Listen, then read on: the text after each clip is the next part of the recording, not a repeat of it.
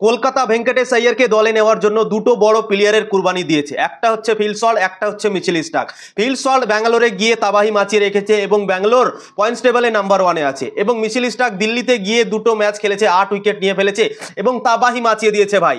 এবং Phil Salt আর Mitchell স্টার্ককে আমরা ফিরিয়ে নিয়ে আসতে পারিনি, কেন জানো? সেটা হচ্ছে ভেঙ্কটেশ আইয়ারের জন্য। ভেঙ্কটেশ আইয়ারকে 23,75,00,000 টাকা দিয়ে কিনেছে, তাই জন্যই আমরা এই দুটো বড় প্লেয়ারকে আমরা দল থেকে বাদ দিতে বাধ্য হয়েছি। কেননা তাকে যদি আমরা 23,75,00,000 টাকা না দিতাম তাহলে আমরা খুব আরামসেই ফিল সল্ট আর মিচেল স্টার্ককে আইপিএল নিলাম থেকে আমরা দলে ফিরাতে পারতাম।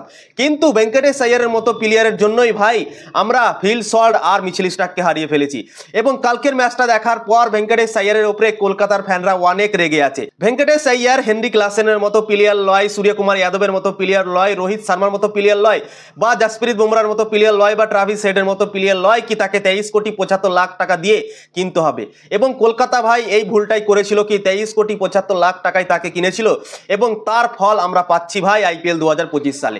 2024 সালে যেভাবে কলকাতাকে শুরুয়াত দিয়েছিল ফিল সল্ট, ওপেনিংয়ে সাহায্য করেছিল কলকাতাকে ম্যাচ জেতানোর জন্য এবং প্রত্যেকটা ম্যাচে ভালো শুরুয়াত দিয়ে কেকেআরকে চ্যাম্পিয়ন করেছিল, সেই ফিল সল্টকে আমরা ভেঙ্কটেশ আইয়ারের জন্য আইপিএল নিলাম থেকে ফিরিয়ে নিয়ে আসতে পারিনি। এবং মিচেল স্টার্ককে আমরা হারিয়ে ফেলেছি, যে মিচেল স্টার্ক বড় ম্যাচে কলকাতার দলকে ভাই ম্যাচ জিতিয়েছে। কোয়ালিফায়ার 1-এ এবং ফাইনাল ম্যাচে দুটো ম্যাচে ভালো পারফরমেন্স করেছে, বড় ম্যাচে বড় পারফরমেন্স করেছে। ট্রাভিস হেড আর অভিষেকের মতো ব্যাটসম্যানকে ভাই উড়িয়ে দিয়েছিল ফাইনাল আর কোয়ালিফায়ার 1-এ। সেই মিচেল স্টার্ককে আমরা এই ভেঙ্কটেশ আইয়ারের জন্য দলে নিয়ে আসতে পারিনি, ছেড়ে দিতে হয়েছে, কেননা তাকে 23,75,00,000 টাকা দিয়ে দলে ফেরাতে হয়েছে ওটার জন্য। এবং কালকের পারফরমেন্স দেখার পর কেকেআর ফ্যানরা অনেক রেগে আছে। 9টা বল খেলেছে, 3 রান করেছে, এবং সেই 9টা বলের মধ্যে দুবার ক্যাচ ছেড়েছে তার মুম্বাইয়ের ফিল্ডাররা, এবং তা সত্ত্বেও সেই ইনিংসটাকে কালকে ভোলায়নি। খুবই বাজেভাবে কালকে ক্রিকেট খেলে আউট হয়েছে, এবং তারপরই শুরু হয়ে গেছে প্রশ্ন ভেঙ্কটেশ আইয়ারের উপরে। এবং কলকাতা দল এই বছর কেন সংঘর্ষ করছে সেটা হচ্ছে ওপেনিংয়ে ভালো শুরুয়াত পাচ্ছে না কেকেআর দল, এবং নতুন বলে উইকেট নিতে পারছে না কেকেআর বোলাররা। কুইন্টন ডিকককে দলে নিয়েছে ফিল সল্টের জায়গাতে, কিন্তু ফিল সল্ট যে কাজটা ভাই কনসিস্টেন্ট ভাবে করেছিল, কুইন্টন ডিকক সেই কাজটা কনসিস্টেন্ট ভাবে করতে পারছে না আইপিএল 2025 সালে।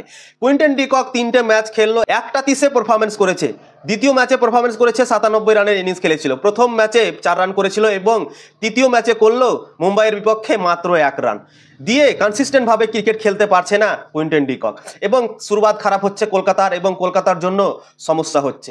এবং বোলিংয়ে মিচেল স্টার্কের জায়গাটা ভাই পূরণ করতে পারছে না কেউ। স্পেন্সার জনসনকে খেলাচ্ছে, কিন্তু স্পেন্সার জনসনের বল দেখে ভাই মনে হচ্ছে না কি সে উইকেট পাবে, এবং উইকেট টেকার বলার মনে হচ্ছে না তাকে দেখে।